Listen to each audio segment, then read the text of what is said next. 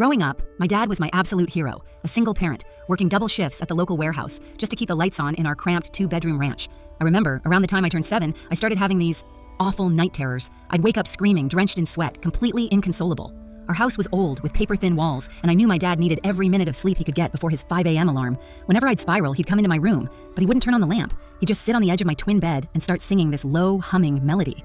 It didn't have words, just a deep, vibrating rhythm that seemed to rattle my very bones. While he hummed, he'd take my hand and press his thumb, hard, into that soft webbing between my pointer finger and my thumb.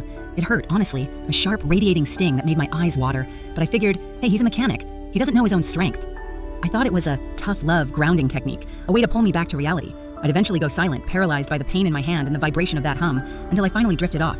I used to tell my friends my dad had a magic touch that cured my fear. I didn't think about it again until last month, when I was at a physical therapy appointment for a sports injury. The therapist was explaining pressure points, and she mentioned one specific spot. She said, if you press it hard enough with enough localized force, it triggers a vasovagal response. It's a literal off switch for the human brain. It causes a sudden drop in heart rate and blood pressure, basically forcing the body to shut down and faint. My heart stopped. He wasn't grounding me. He wasn't magically soothing my soul. He was a desperate, exhausted man who found a way to manually reboot his kid, just so he could get 3 hours of peace before his shift started. I still have a tiny, faint scar on my left hand. I used to think of it as a badge of his care. Now it just feels like a mark of how much he wanted me to shut up.